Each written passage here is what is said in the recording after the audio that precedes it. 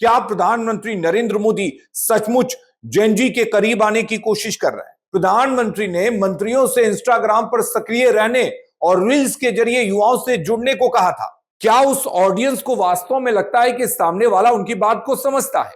और राजनीति में ये जो तीसरी चीज है, ट्रस्ट, वही सबसे महत्वपूर्ण है। भारतीय राजनीति अब सिर्फ चुनावी रैलियों में जेन जी को नहीं खोज रही, वो इंस्टाग्राम फीड में भी उसे खोज रही है। भारत की राजनीति में सोशल मीडिया कोई नया हथियार नहीं है, लेकिन प्रधानमंत्री नरेंद्र मोदी के हालिया इंस्टाग्राम रील्स ने एक अलग तरह की राजनीतिक चर्चा शुरू कर दी है।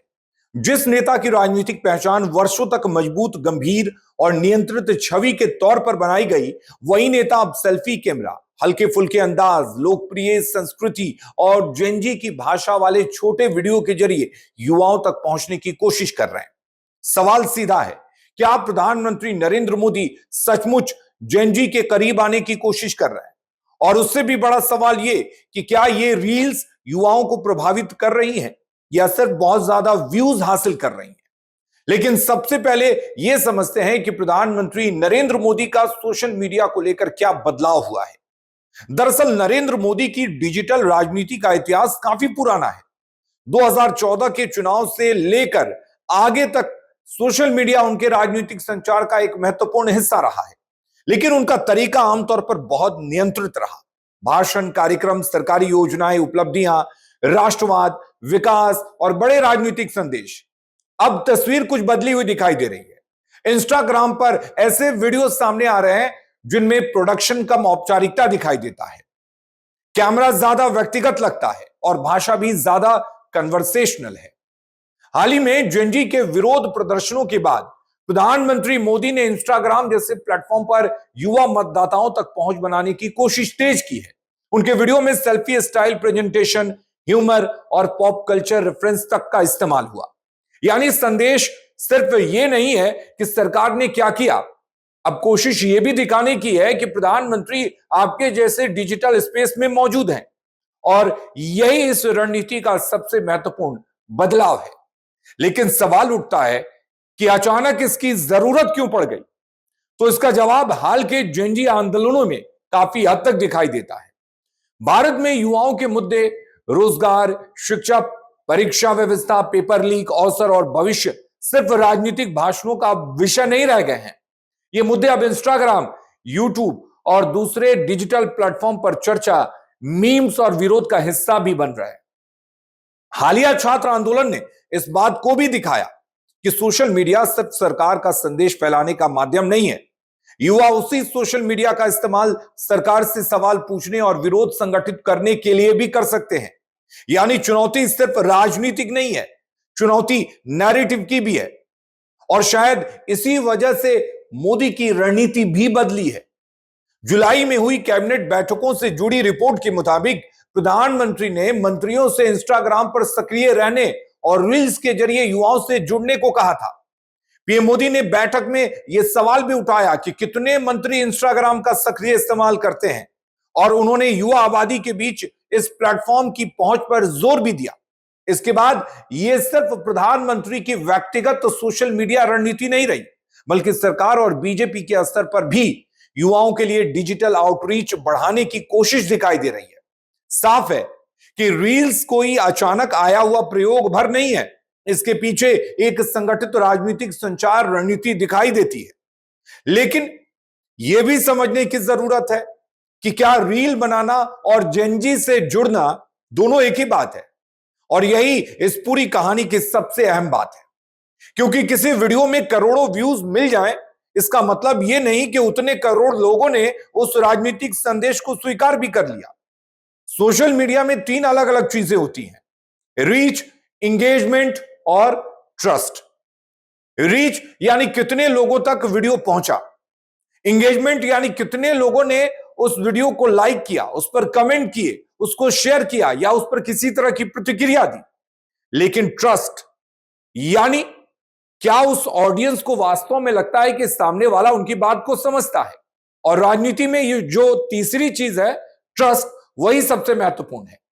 पीएम मोदी की रील्स को बड़ी संख्या में व्यूज मिलना निश्चित तौर पर डिजिटल सफलता है।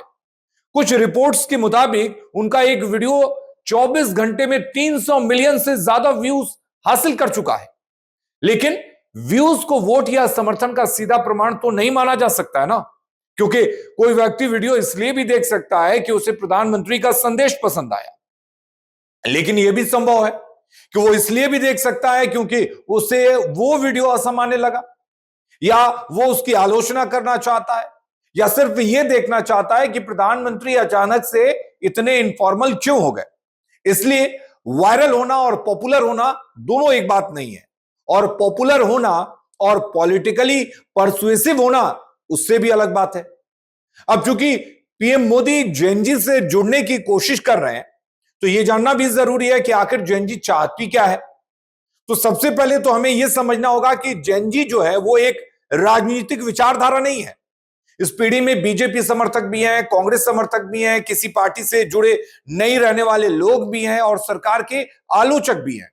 लेकिन इस पीढ़ी की राजनीतिक कम्युनिकेशन की एक खासियत जरूर है, ये सिर्फ संदेश सुनना नहीं चाहती, ये सवाल पूछना चाहती है। और शायद यही प्रधानमंत्री मोदी के रील्स की असली परीक्षा शुरू होती है। अगर प्रधानमंत्री सिर्फ ये दिखाते हैं कि मैं भी इंस्टाग्राम इस्तेमाल करता हूं, तो ये जेनजी कनेक्शन का पहला चरण जरूर हो सकता है। लेकिन अगर युवा पूछता है कि भाई मेरी नौकरी का क्या, मेरी परीक्षा व्यवस्था का क्या, पेपर लीक क्यों होते हैं, मेरी शिक्षा की गुणवत्ता कैसी है, मेरे भविष्य की चिंता कौन सुनेगा, तो वहां रील से आगे बढ़कर पॉलिसी और अकाउंटेबिलिटी की जरूरत पड़ती है। इसलिए मोदी की रणनीति को दो हिस्सों में देखना चाहिए। पहला हिस्सा है कम्युनिकेशन, दूसरा है सब्सटेंस। कम्युनिकेशन के स्तर पर मोदी पहले भी बहुत सफल रहे हैं। उनकी राजनीतिक शैली में संदेश को सरल बनाना, उसे बड़े ऑडियंस तक पहुंचाना और मजबूत पर्सनल ब्रांडिंग बनाना लंबे समय से दिखाई देता है। अब उसी क्षमता को जेनजी के प्लेटफॉर्म पर इस्तेमाल किया जा रहा है। लेकिन दूसरी तरफ अगर युवा कम्युनिकेशन से आगे जाकर सब्सटैंटिव सवाल पूछता है, तो वहां केवल रिलेटेबल वीडियो काफी नहीं होगा। यही वो जगह है जहां इस रणनीति की वास्तविक सफलता या असफलता तय होगी। और यह सिर्फ प्रधानमंत्री नरेंद्र मोदी की कहानी नहीं है। मोदी की रील्स के बाद दूसरे राजनीतिक नेता भी जेनजी के डिजिटल स्पेस में दिखाई देने लगे हैं। राहुल गांधी ने भी युवाओं के सवालों के लिए जुड़ने के लिए उनसे आस्क मी एनीथिंग जैसे फॉर्मेट का इस्तेमाल किया। इसे मोदी की रील्स के बाद युवाओं तक पहुंच बनाने की एक व्यापक राजनीतिक प्रतिस्पर्धा के हिस्से के रूप में भी देखा जा रहा है। इसका मतलब साफ है, भारतीय राजनीति अब सिर्फ चुनावी रैलियों में जेनजी को नहीं खोज रही, वो इंस्टाग्राम फीड में भी उसे खोज रही है। और यह बदलाव आने वाले सालों में और बड़ा हो सकता है। तो अब आखिर में यह भी थोड़ा समझ लेना चाहिए कि क्या प्रधानमंत्री मोदी जेनजी से कनेक्ट होने में सफल रहे हैं इन रील्स के जरिए। तो इसका ईमानदारी से जवाब है आंशिक रूप से हां। लेकिन अभी यह कहना जल्दबाजी होगी कि उन्होंने जेनजी का भरोसा जीत लिया है। उनकी डिजिटल रीच बहुत बड़ी है, उनके वीडियो भी बड़े पैमाने पर देखे जा रहे हैं। उन्होंने अपने पुराने बेहद फॉर्मल कम्युनिकेशन स्टाइल से कुछ हद तक अलग होकर ज्यादा इनफॉर्मल प्रेजेंटेशन अपनाई है। यह अपने आप में काफी महत्वपूर्ण बदलाव है। लेकिन युवा दर्शक का अटेंशन हासिल करना और उसका पॉलिटिकल ट्रस्ट हासिल करना दोनों अलग चीजें हैं। और हाल के छात्र आंदोलनों ने यह दिखाया कि सोशल मीडिया पर युवा सिर्फ गवर्नमेंट कंटेंट देखने वाला ऑडियंस नहीं रह गया है, वो खुद कंटेंट बनाता है, अपना नैरेटिव बनाता है, मीम्स बनाता है और सरकार से सवाल करता है। और जरूरत पड़ने पर उसी डिजिटल इकोसिस्टम में राजनीतिक आंदोलन भी खड़ा कर सकता है। इसलिए असली सवाल रील का नहीं है, असली सवाल यह है कि क्या सरकार जेनजी की भाषा बोलने के साथ साथ जेनजी से के सवाल भी सुनेगी, उनके सवालों का जवाब भी देगी। अगर जवाब हां है तो रील्स सिर्फ एक कम्युनिकेशन टूल नहीं रहेगी, वो एक तरह के पॉलिटिकल एंगेजमेंट का माध्यम भी बन सकती है। लेकिन अगर रील्स सिर्फ इमेज मैनेजमेंट तक सीमित रह गई और रोजगार, शिक्षा, परीक्षा, अवसर और अकाउंटेबिलिटी जैसे मुद्दे वहीं के वहीं रहे, तो युवा शायद वीडियो देखेगा जरूर, लेकिन जरूरी नहीं कि वो संदेश को स्वीकार भी करे। और शायद यही नरेंद्र मोदी की जेनजी स्ट्रेटेजी की सबसे बड़ी चुनौती है। क्योंकि जिस पीढ़ी को आप रील से जोड़ना चाहते हैं, वही पीढ़ी रील के नीचे कमेंट करके आपसे अगला सवाल भी पूछ सकती है। और आने वाले समय में भारतीय राजनीति की डिजिटल लड़ाई इसी सवाल पर तय होगी, किस नेता की रील सबसे ज्यादा वायरल हुई, ये नहीं, बल्कि किस नेता ने युवा के सवाल का जवाब भरोसेमंद तरीके से दिया।